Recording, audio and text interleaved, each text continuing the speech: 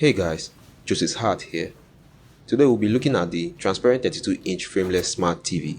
We bought it some time ago and it's priced at about 85,000 naira or $185.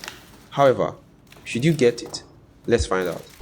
If you are new to the channel or haven't yet subscribed, we make lots of videos like this, so hit the subscribe button and the bell icon so you won't miss any.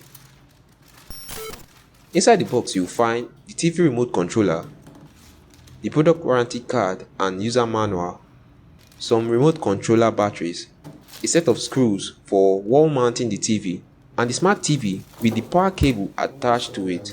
But where are the TV stand? Don't worry, it came with a pair, but they were smartly hidden inside the box. This smart TV has a wide 32-inch display. They say it's frameless, but I can clearly see the frame, although it's a small one.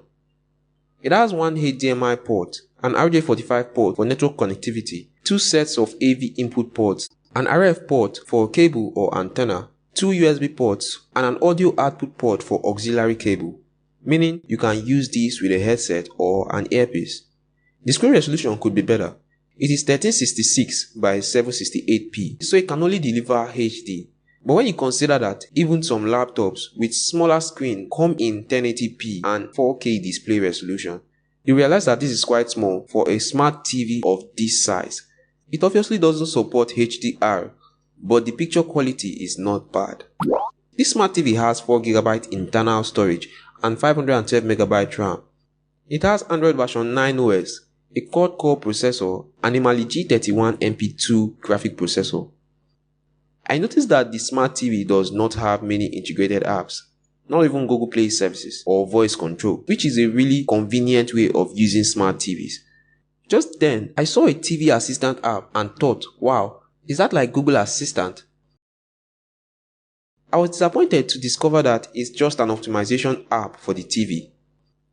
While setting up the smart TV, I downloaded the screencast app through the presented QR code, so I decided to try out the screencast feature. Although the app I downloaded through the link didn't work, I was able to download it manually on my phone from Play Store. It uses Wi-Fi, so both devices should be connected to the same Wi-Fi. It is not the most flexible or feature-rich screencast app, but it works fine. I also tested out the remote app I found pre-installed on this TV. Setting it up was really convenient, and it works through Wi-Fi. With it, you can control the TV, just like how you would do with a remote. It even has a gamepad. Now that I mention it, why not try out some games? Play Store is not on this device, so where do we download them from? No worries, there's an app store on this TV with a decent lineup of apps and games.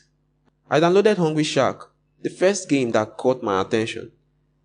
You can use a mouse, keyboard, TV remote, or a gamepad to play games. The gameplay is quite laggy. This is understandable considering the low specs of this TV. Lightweight games like Sokoban might perform better.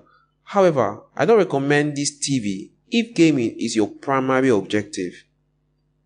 Streaming on this TV is pretty convenient and the audio quality is not bad. Even though you can stream any resolution, you won't get the full HD or 4K viewing experience because its resolution is restricted to 1366 by 768p. With this Android TV, you could do a few things. Sadly, these are basic things like streaming, audio playing, screencasting, and other simple multimedia functions. You might also have to get an external memory because the memory on this TV is only 4GB. Feel free to let us know what you think in the comment section below. Hit the like button if you found this video helpful, and if you haven't already done that, subscribe and hit the bell icon so you won't miss any of our videos. Thanks for watching. Bye bye.